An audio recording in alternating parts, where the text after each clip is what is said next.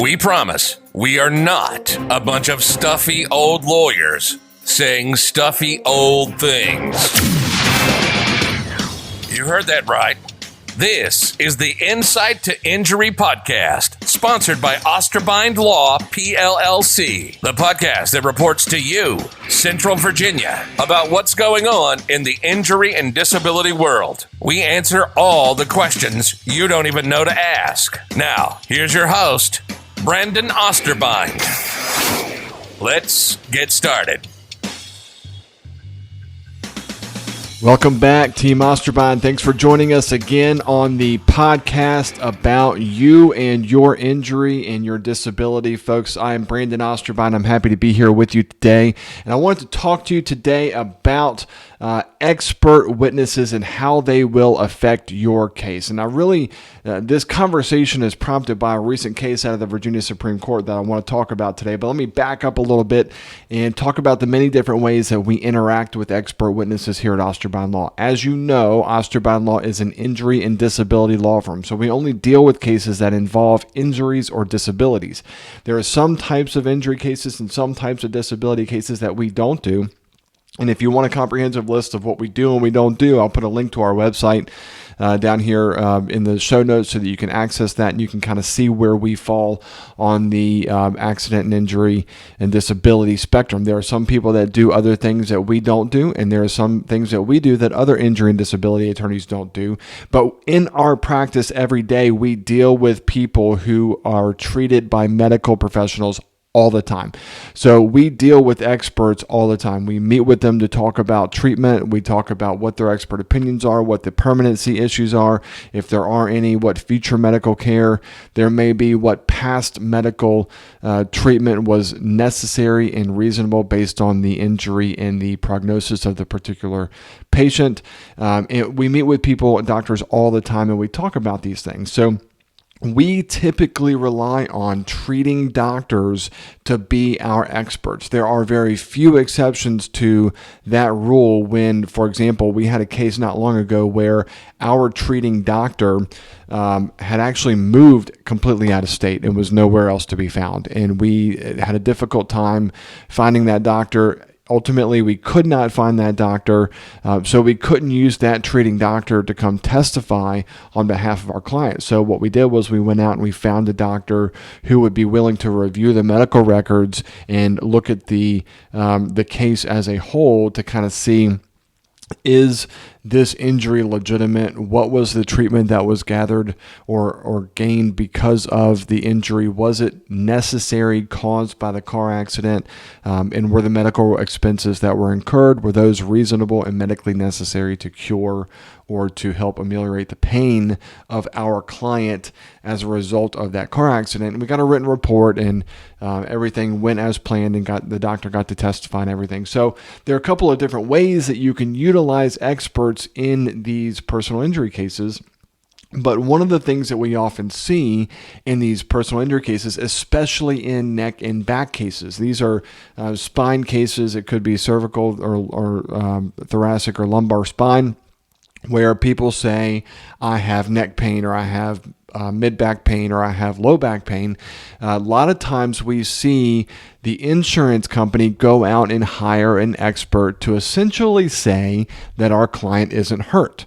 In other words, the insurance company is hiring a doctor to say that the plaintiff in the litigation, our client, is a liar, and that they're lying about their injury, or to the extent that they're not lying about their injury, they're lying about the cause of their injury. A lot of times what we'll see is the doctor saying, well, yeah, the person is injured, the person has a problem, but it is it's a degenerative condition that existed prior to the motor vehicle accident. The wrinkle in those situations oftentimes is there has been no treatment whatsoever for prior low back pain or prior neck pain or something like that. So those are some of the things that we look for in these cases, or if there was some type of a prior treatment for a low back pain, is it the same low back pain that you have now, or is it different? Is it at a different level? You have different levels of your spine, and each level has a different name. So if you had treatment or some type of a service done to you at the L1 level, then perhaps you don't. It's not the same injury as the pain that you're experiencing at L5. So there are all kinds of different places where pain could be emanating from your spine, and it's important after a car accident to make sure that you continue to get the necessary medical treatment that you need in order to make sure that you get that diagnosis, so that we can distinguish between where the injury is on your back or on your spine. But I want to talk to you today just briefly about a case that came out of the Virginia Supreme Court, the Supreme Court of Virginia here, and I pulled it up here on my screen so I can point out a couple of important things to you. Now, here we are centrally located in Virginia, in central Virginia, in the Lynchburg area. So, Richmond is a 2-hour drive to the east. Roanoke is a 1-hour drive to the west. I grew up in the south side of Richmond. I'm very familiar with that area. Go out there. I still have family that lives out there. Love to visit my family in Richmond. So, very familiar with that area, but I'm also very familiar with the area west of here, and we get cases from out in that direction too. So we've got cases spanning from Richmond, which is, I guess, technically still considered Central Virginia, out to Roanoke, and some in Salem and beyond. So we kind of get around in this Central Virginia region. But one of the frequent things that we see in these personal injury cases is the insurance company will hire a doctor who will essentially say that our client is not injured.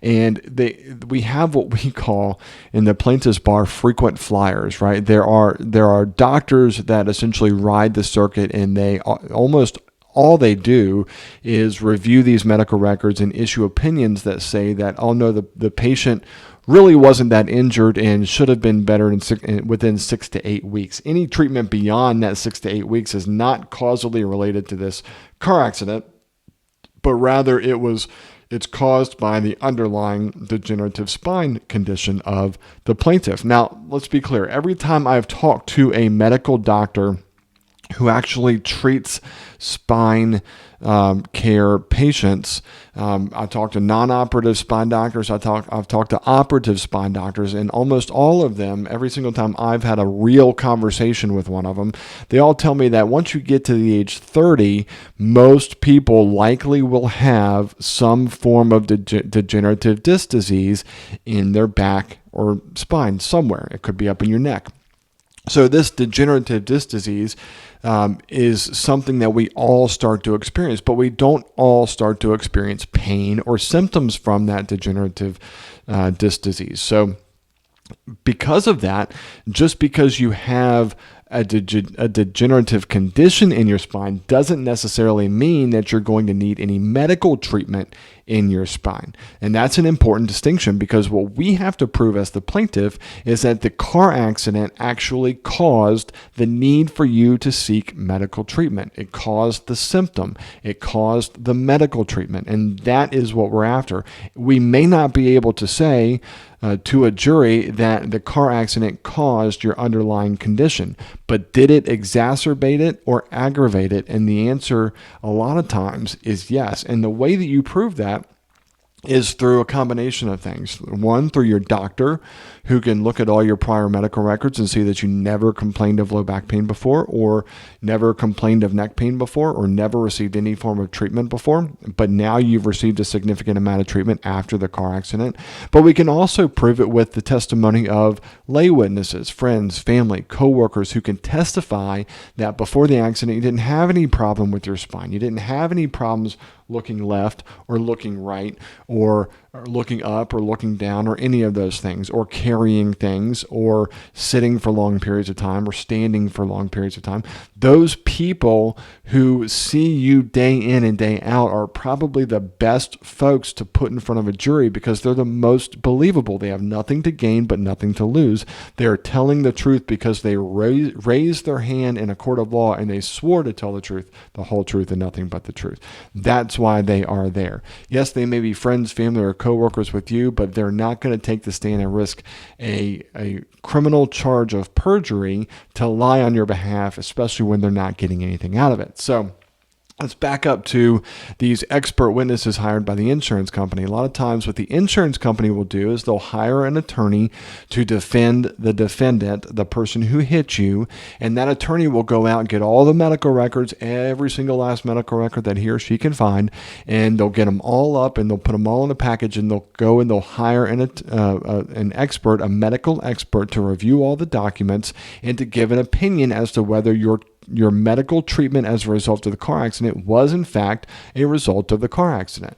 And they'll pay these doctors thousands of dollars. If you look at some of these bills, it could be, by the time you get to the review stage, to the trial stage, you could pay this doctor $5,000, $10,000, $15,000 to come testify. So it's a significant investment for them to pay these doctors. But these doctors know what the insurance company want, and they know how to put it in the report so that they can articulate that to the jury. And I want to talk about, that brings me to this case, Graves versus Shoemaker. It's a case that was just, the opinion was just released on December 10th, which is today, and it's an opinion written by Justice Mims, but it appears to be a unanimous opinion. And what happened in that case was the plaintiff was represented by an attorney, had incurred about $26,000 in medical expenses after a car accident because of back, hip, and neck pain, as well as increased depression and anxiety, leading her to seek medical care and physical therapy. Now, $26,000 in medical expenses. It looks like the plaintiff asked for a judgment for $150,000, went to a jury trial, and the plaintiff filed a subpoena ducis tecum, which is a fancy word for to get documents from a person who is not a party to the case, and asked for all of the money that this particular medical expert had earned from cases where State Farm was the insurance company.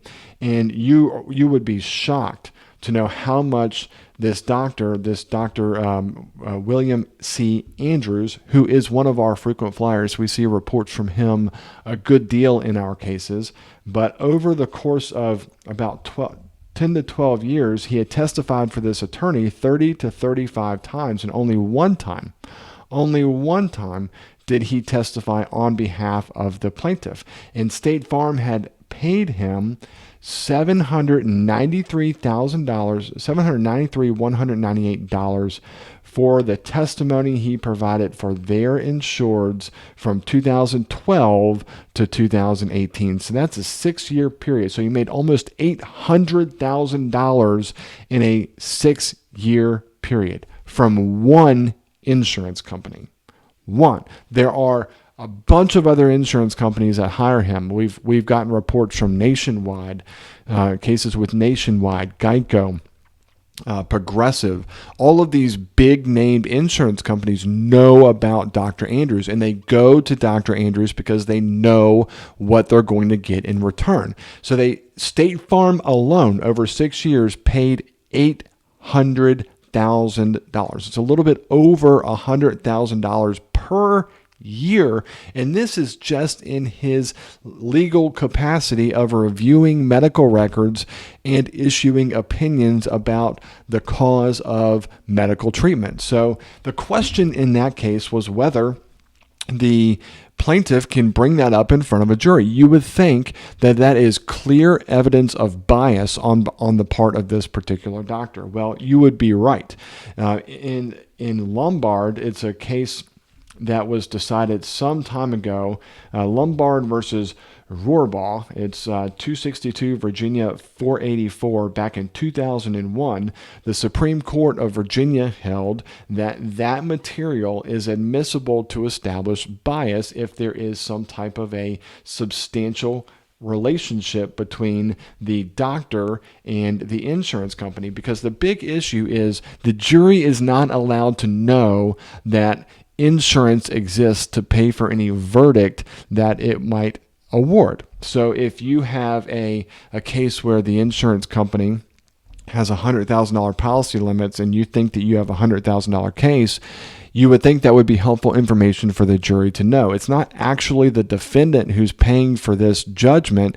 It is the insurance company, but we cannot tell the jury that. The jury cannot hear the word insurance. In fact, the judges will jump up out of their chairs frequently because someone in the courtroom mentions the word insurance.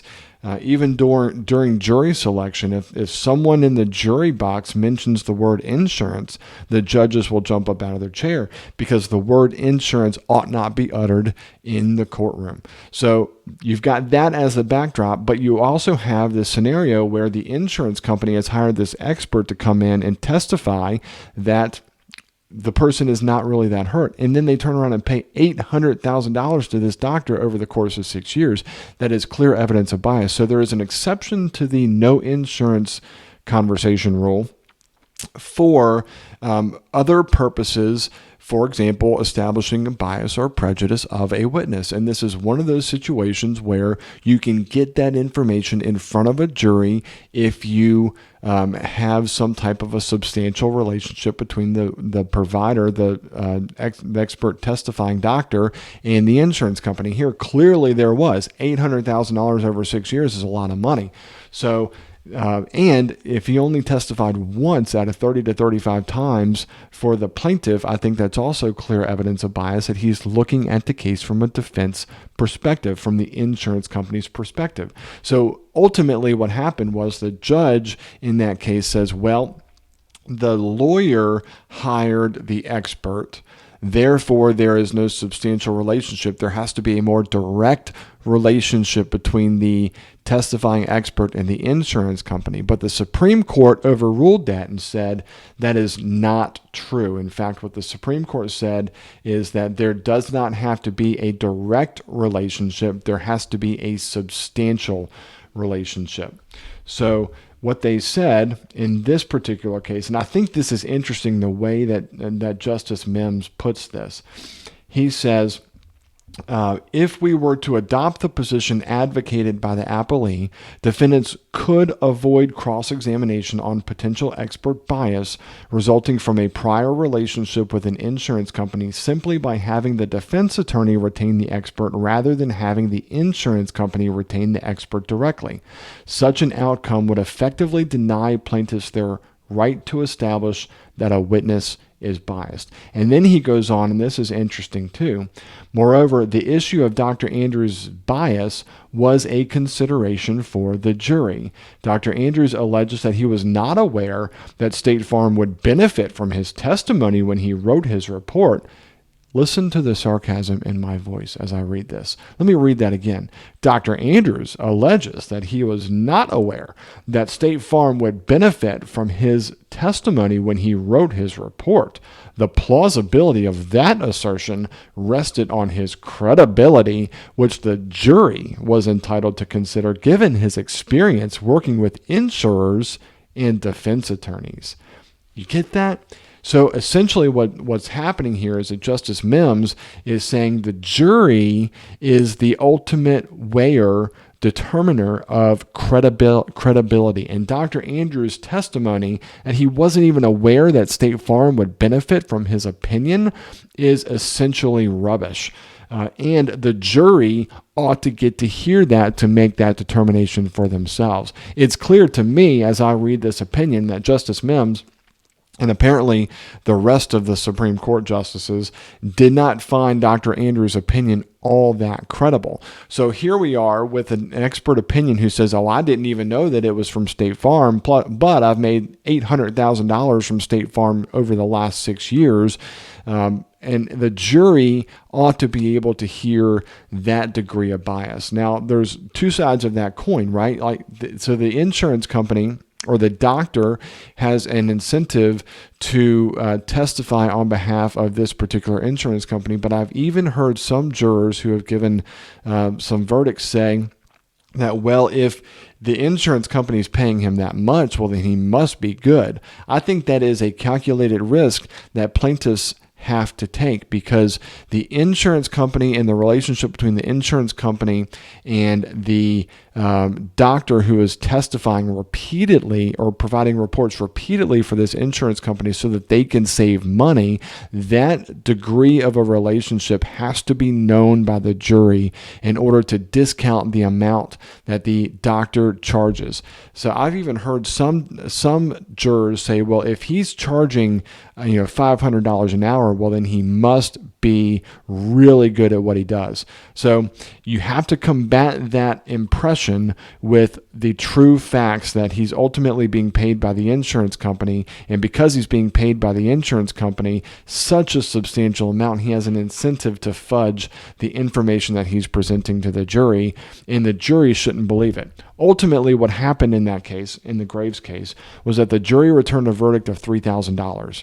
Remember that the jury heard evidence that the plaintiff suffered $26,000 in medical expenses because of the accident.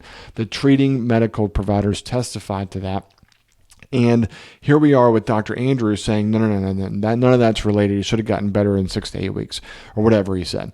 And ultimately, the jury discounted all the plaintiff's treating providers and said that we're only going to award damages for $3,000. That is a slap in the face, folks, but it happens more often than you would know, or more often than you would want to believe. So what happened was the plaintiffs filed a motion for a new trial based on the judge's erroneous ruling that they could not offer the substantial relationship between Dr. Andrews and State Farm. The trial judge denied that. They appealed it up to the Supreme Court of Virginia, and the Supreme Court of Virginia reversed it. And if you go all the way down to the conclusion of this opinion, the Supreme Court vacated the judgment and remanded the case back to the circuit court. And what happens now is that the insurance company and the plaintiff and the defendant, they all have to go through the trial once again, but this time the plaintiff's lawyer is allowed to present all of the evidence of the substantial relationship between Dr. Andrews and State Farm. Now the plaintiff has a better opportunity to accurately put information in front of the jury so that the jury can make a better informed decision about this particular case. What happens in this case is yet to be seen. Every jury is different, so it's not like you can say that this jury awarded $3,000, so the next jury is going to award $3,000, or the next jury ought to award $150,000. You really can't predict it with that degree of precision. But what you do get here is another bite at the apple, and the plaintiff's attorney will be better because he's already tried the case once. The defense attorney will likely be better because he's already tried the case once. The judge will even know all of the facts of the case and see the whole thing from start to finish.